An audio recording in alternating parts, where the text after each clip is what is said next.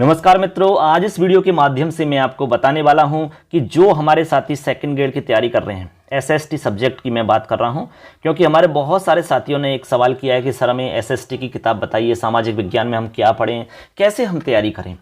अब दोस्तों, आपको पता है कि बहुत ज़्यादा समय बचा हुआ नहीं है, लेकिन आपके पास इतना समय जरूर है कि आप एक बार सिलेबस कर सकते हो। यदि आप अच्छे से पढ़ते हो, तैयारी ढंग से करते हो, ईमानदारी से आप यदि तैयारी करते हो, तो अब भी तैयारी करके आप सिलेक्शन प्राप्त कर सकते हो। चलिए, छोटी छोटी बातों को मैं बताऊंगा, जो भी आपके सवाल हो सकते हैं वो सारे सवालों को यहाँ पर मैं रखूंगा और उनका समाधान करने का पूरा प्रयास करूंगा। किताब कौन सी पढ़नी है वो भी मैं आपको बताऊंगा, बुक्स के बारे में पूरी डिटेल से बताऊंगा, कैसे आपको तैयारी करनी है वो पूरी बात आपकी यहाँ पर क्लियर हो जाएगी। तो पूरा वीडियो देखना है, ज़्यादा समय आपका खराब नहीं करेंगे। लेकिन इस वीडियो में आपका समय खराब नहीं होगा, क्योंकि इसमें बहुत सारी ऐसी बातें बताई जाएंगी जो एग्जाम में आपके लिए बहुत ही काम की होंगी। तो चलिए, आज की ये हमारी जो इंपॉर्टेंट बातें हैं उनको शुरू कर लेते हैं।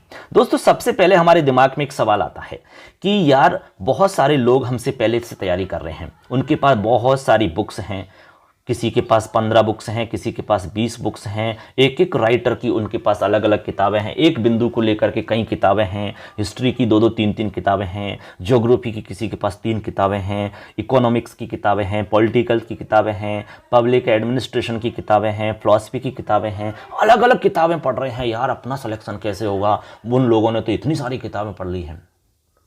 ये जो हमारा एक मतलब डर है ना, इस तरह का हमारा जो एक दिमाग में बार बार ये सवाल आता है, ये निश्चित रूप से सबके आता होगा। लेकिन दोस्तों, इससे कोई डरने की आवश्यकता नहीं है आपको। कोई भी कितनी भी किताबें पढ़ लो, लेकिन बात होती है कि उनको याद रखने की।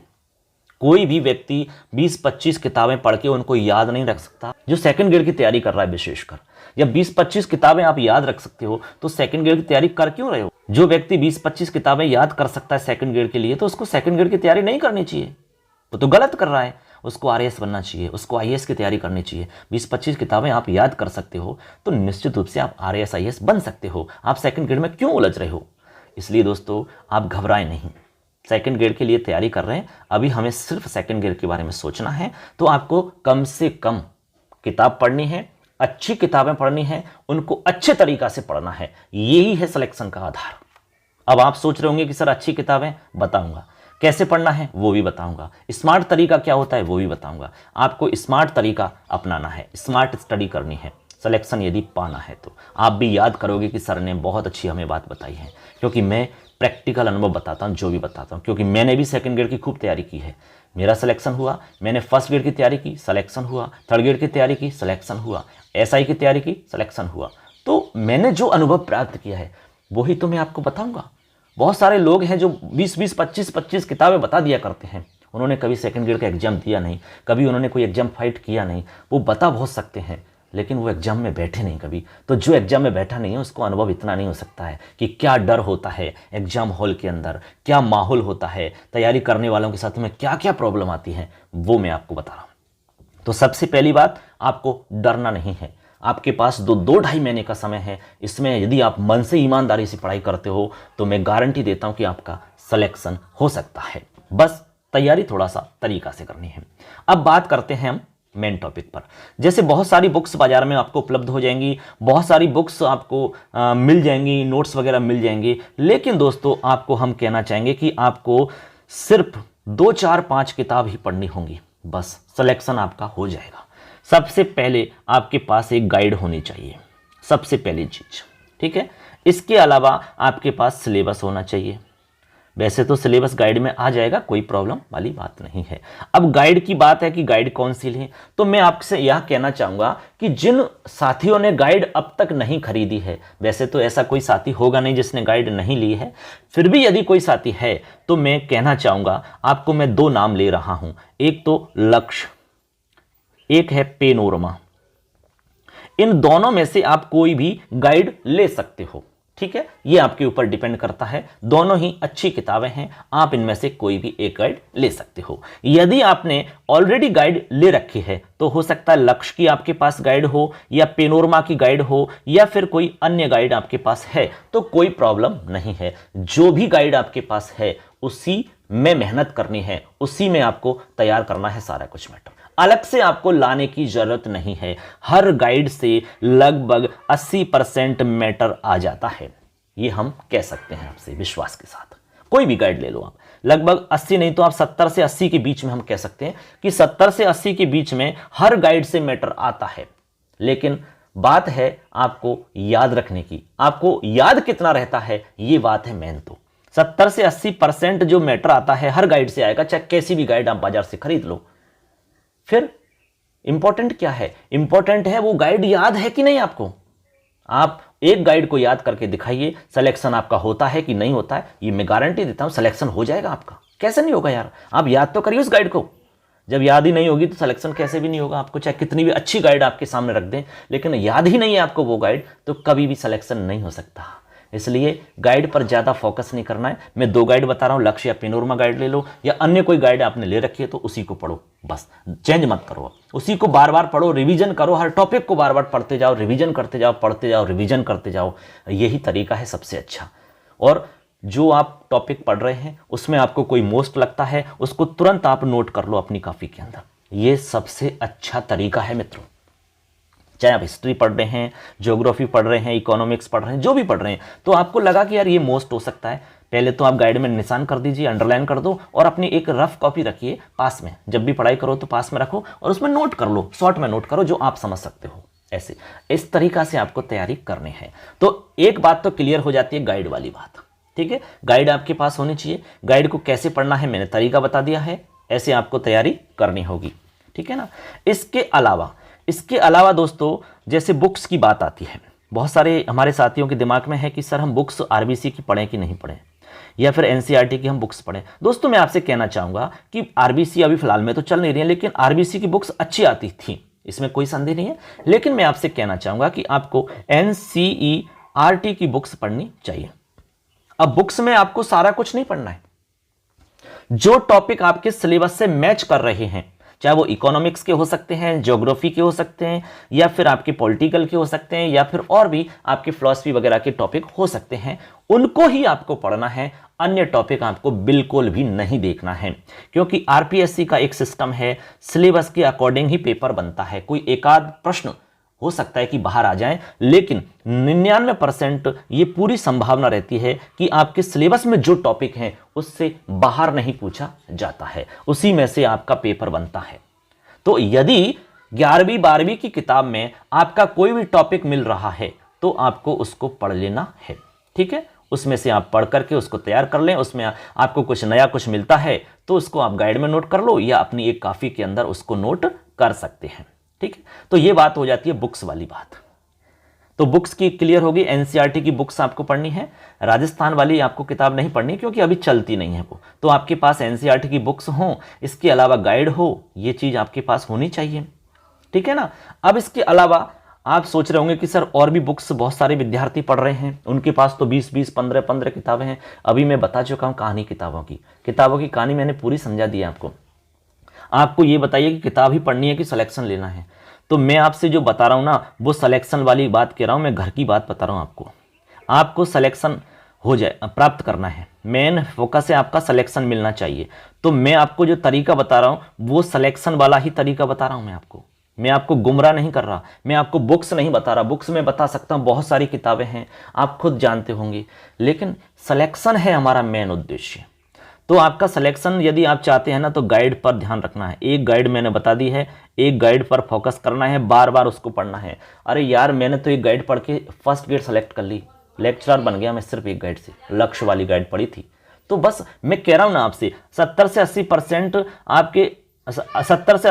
हर गाइड से मैटर आता है, और आपका सिलेक्शन 70 से 80% पे हो जाता है। आप भी जानते हो कि 70-80%, इससे ज़्यादा परसेंटेज आपकी जा नहीं सकती। आप इतने नंबर लेके आओ और इतने याद करके बताओ आप सिलेक्शन होगा कि नहीं होगा। मैं लिख के दे सकता हूँ सिलेक्शन होगा, कैसे नहीं होगा, याद तो करो आप ऐसे।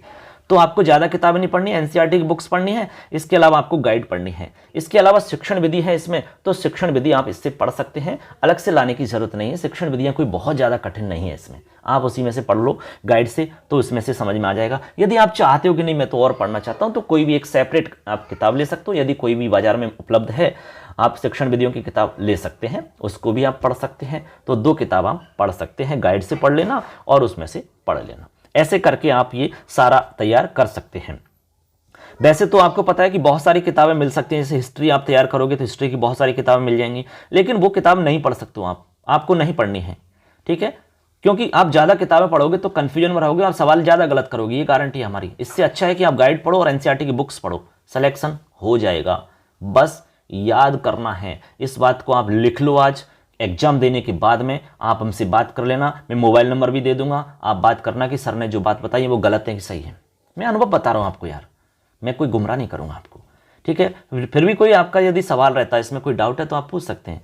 तो देखिए मित्रों, यहाँ पर देखो हिस्ट्री की बात है, तो हिस्ट्री आप इसी तरह से तैयार करनी है, गाइड से आप तैयार करेंगे, ठीक है। इसमें मैंने आप बता दिया कि जो आपकी किताबें हैं 11वीं 12वीं किताब हैं, या फिर आप यूँ मान लो कि आपकी 6 से 12 की किताब मान लो। यदि 6 से 12 की किताब में आपका कोई भी टॉपिक आपका मिल रहा है 9 से 12, और आप यूँ कहें कि 6 से 12 मान लो, आप 6 से 12 की किताब जो है आपकी, इनके अंदर यदि कोई भी टॉपिक आपका मिलता है सिलेबस वाला, तो उसको आप जरूर पढ़ लेना। एनसीईआरटी की बुक्स की मैं बात कर रहा हूँ।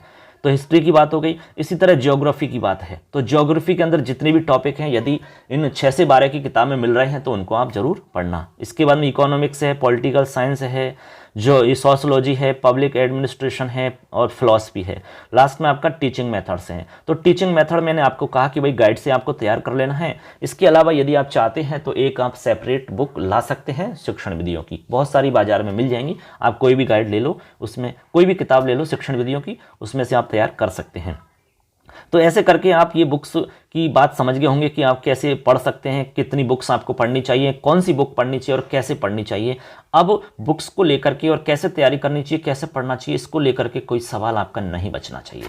मैंने सारी बातें आपको बता दी हैं। किसी भी व्यक्ति ने चाहे कितनी भी कोचिंग कर ली है, कितनी भी बुक्स पढ़ ली हो, आपको उससे डरने की आवश्यकता नहीं है, घबराने की आवश्यकता नहीं है। आपके दिमाग में ये बात बार बार नहीं आनी चाहिए। दोस्तों, बात होती है याद करने की। लास्ट टाइम में सब लोग तैयारी करते हैं, आपकी ने जो पहले तैयारी की है वो ज़्यादा काम नहीं आती है। और आपको भी पता है कि 1-2 साल तक लगातार कोई भी नहीं पढ़ सकता।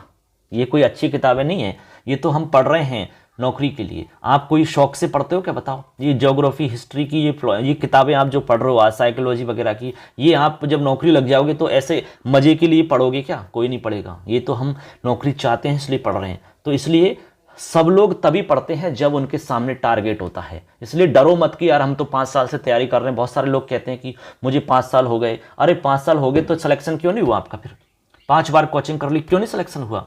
आप समझ जाओ इसी बात से।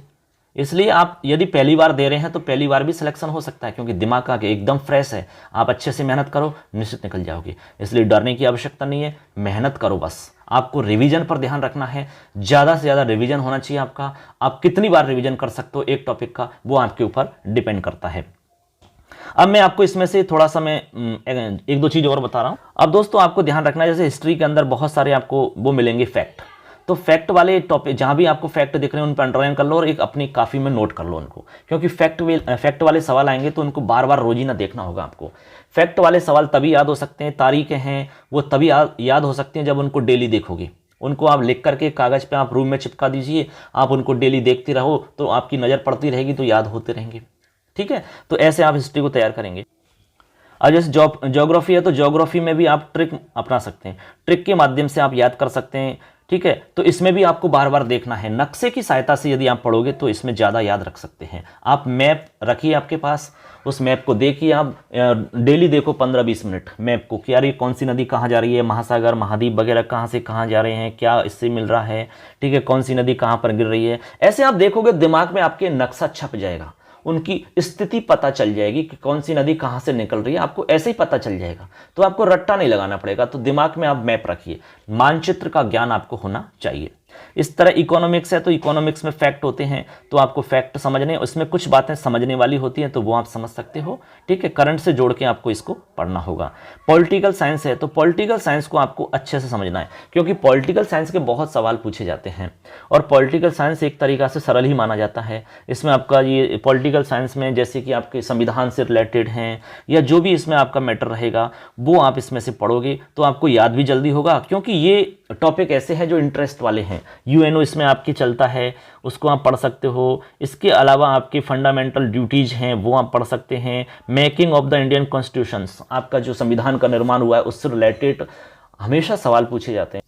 तो इस तरह से दोस्तों पॉलिटिकल साइंस को आपको अच्छे से तैयार करना, क्योंकि यहाँ से बहुत सवाल पूछे जाएंगे और इसमें कन्फ्यूजन नहीं रहता है।